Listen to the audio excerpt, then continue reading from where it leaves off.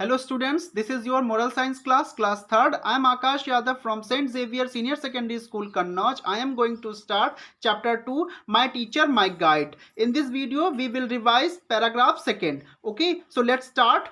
One day, एक दिन Helen was finding it difficult to understand that the doll she was playing with and the spelling doll were the same.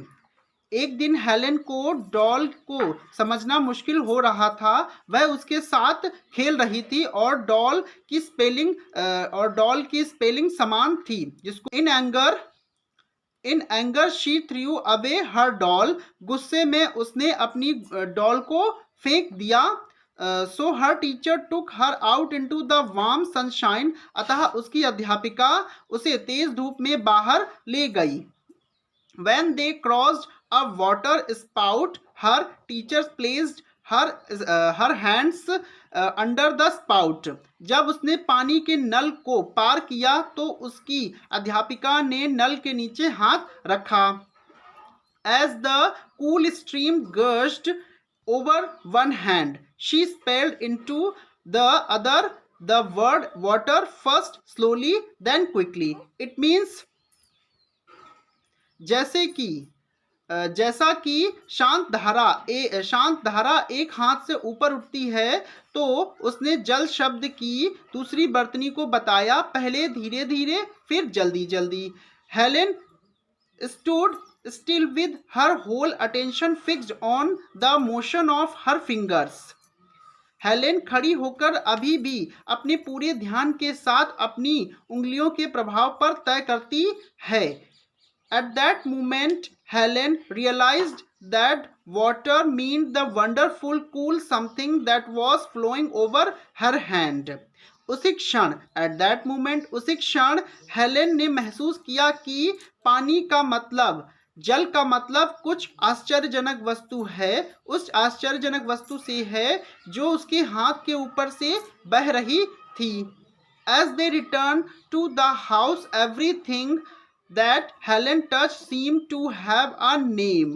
जैसा कि वे घर पर वापस आए थे कि हेलेन ने जो कुछ भी छुआ था वह एक नेम था।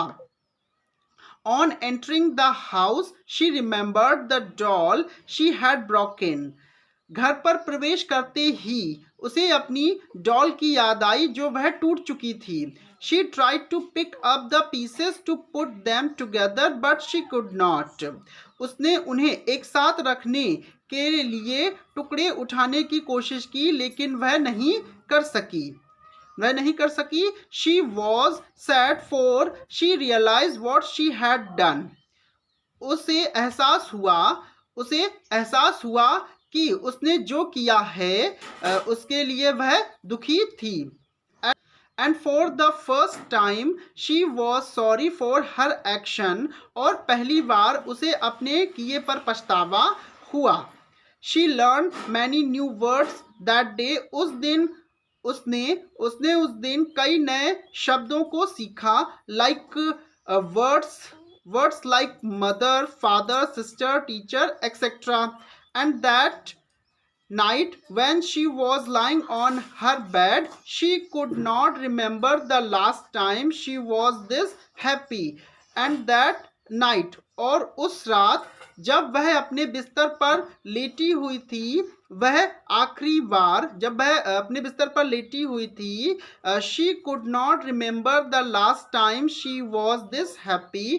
तो वह आखिरी बार याद नहीं कर पा रही थी कि वह इसके लिए खुश थी। Now the second paragraph completed and you have to read this paragraph more time. तब तक के लिए stay home, keep watching, keep learning. Okay, thank you.